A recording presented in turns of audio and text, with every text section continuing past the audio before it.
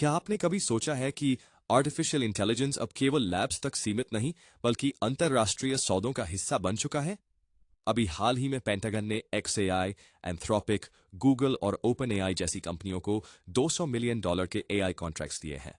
ये सिर्फ टेक्नोलॉजी नहीं बल्कि स्ट्रेटेजिक ऑटोमेशन और डेटा सिक्योरिटी जैसे तकनीकी टर्म्स इन डील्स की जड़ में है। अब आप सोच रहे होंगे, क्या सरकारी विभागों में एआई का आना सही दिशा है?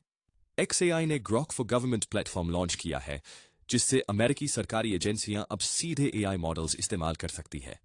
यहां एक दिलचस्प मोड़ आता है। SpaceX, जो स्पेस टेक्नोलॉजी में आगे है, उसने XAI में $2 बिलियन का निवेश किया है। इलॉन मस्क ने साफ किया है कि उनकी दूसरी कंपनियां भी एआई इकोसिस्टम में कदम बढ़ा सकती है। सोचिए, जब स्टारलिंक जैसी सैटेलाइट सर्विस और ग्रॉक चैटबॉट मिलकर काम करेंगे, तो क्या साइबर सिक्योरिटी और कनेक्टिविटी का नया युग नहीं आएगा? अब आप पूछ सकते हैं, क्या यह निवेश सिर्फ दिखावा है या असल में बदलाव ला सकता है? आइए एक उदाहरण से समझते हैं। XAI के ग्रॉक मॉडल की वजह से अब अमेरिकी डिफेंस कम्युनिकेशन पहले से कहीं तेज और सुरक्षित हो सकता है। लेकिन विवाद भी कम नहीं। हाल ही में ग्रॉक चैटबॉट के जवाबों पर सवाल उठे। कंपनियों ने कहा है कि वे अपने ए मॉडल्स को लगातार बेहतर बना रही हैं, जिससे बायस और मिसइंफॉर्मेशन जैसे मुद्दे कम हों। अगर आप सरकारी तंत्र में एआई के बढ़ते कदमों को लेकर चिंतित हैं, तो जान लीजिए, ये सिर्फ शुरुआत है।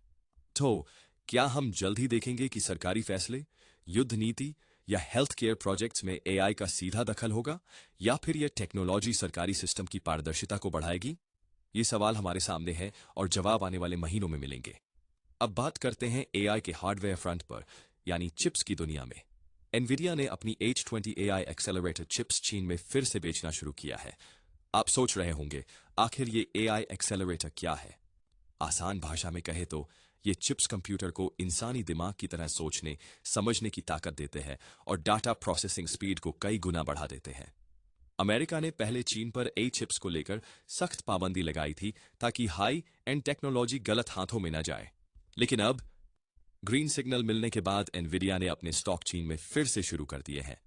खबर है कि चीनी कंपनियां इन H20 चिप्स को खरीदने के लिए लाइन में लगी हैं, क्योंकि उनके बिना लार्ज लैंग्वेज मॉडल जैसे सिस्टम बनाना मुश्किल है। अब सोचिए, अगर चीन में फिर से ये चिप्स पहुंच रही हैं, तो क्या हम एशिया में एआई इनोवेशन की नई लहर देखेंगे, या अमेरिका चीन टेक्नोलॉजी वॉर फिर से तेज होगी? यहां एक और महत्वपूर्ण शब्द आता है, जियोपॉलिटिकल कंट्रोल, यानी कौन सी टेक्नोलॉजी किस देश के पास रहेगी, इसका सीधा असर वैश्विक राजनीति पर पड़ेगा। तो क्या इन्विडिया की ये डील्स दुनिया के एआई पावर बैलेंस को बदल देंगी, या फिर हम फिर से नए टेक्नोलॉजिकल ब्लॉक्स बनते देखेंगे? अगले कुछ महीनों में इसका असर साफ दिखेगा। अब बात करते हैं उस टॉपिक की जो सबसे ज्यादा लोगों को प्रभावित कर रहा है, एआई और नौकरियां। सेल्सफोर्स के सीईओ मार्क बेनियोफ के मुताबिक उनकी कंपनी में 85% कस्टमर सर्विस अब एआई संभाल रहा है और 25% नया कोड भी ए ही लिख रहा है। यहां दो टर्म्स गौर करने लायक हैं, ऑटोमेटेड वर्कफ्लो और रीस्किलिंग। क्या आय के आने से आपकी नौकरी खतरे में है? शायद, अगर आप दोहराए जाने वाला काम करते हैं। लेकिन क्या इससे नई जॉब्स भी बनेंगी? बिल्कुल, क्योंकि हर नई टेक्नोलॉजी नई स्किल्स की मांग लाती है। पेटीएम के विजय शेखर शर्मा कहते हैं कि एआई का नौकरियों पर असर अनिवार्य है। अब आप सोच रहे होंगे, क्या हर इंसान को कोडिंग सीखनी पड़ेगी?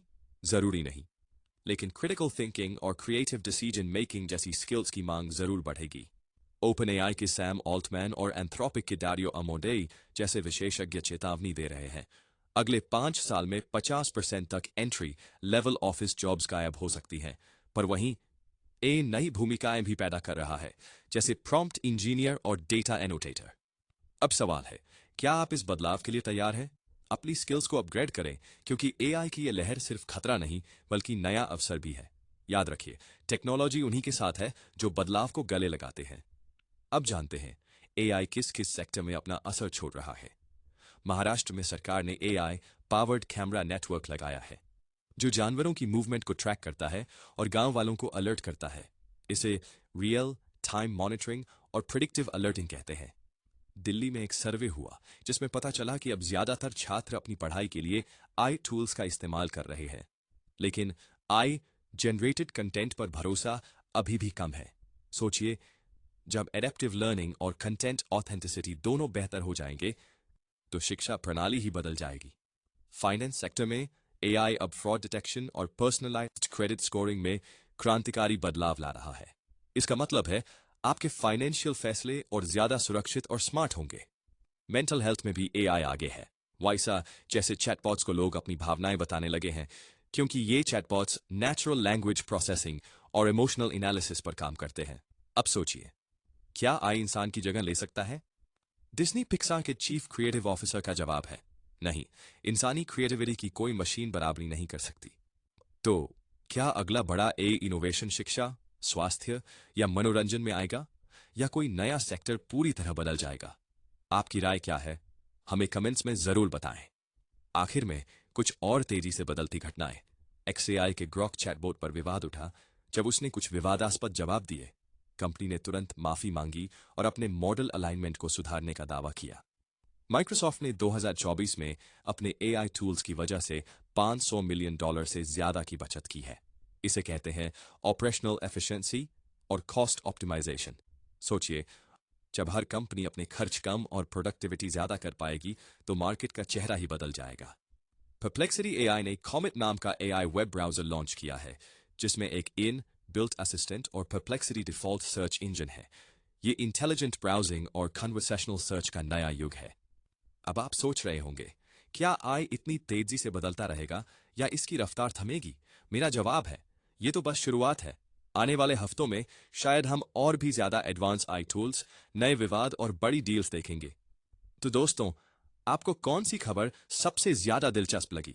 सोचिए, सवाल पूछिए और बदलाव के लिए तैयार रहिए। अगले एपिसोड में फिर मिलेंगे, तब तक टेक्नोलॉजी के साथ अपडेटेड रहिए।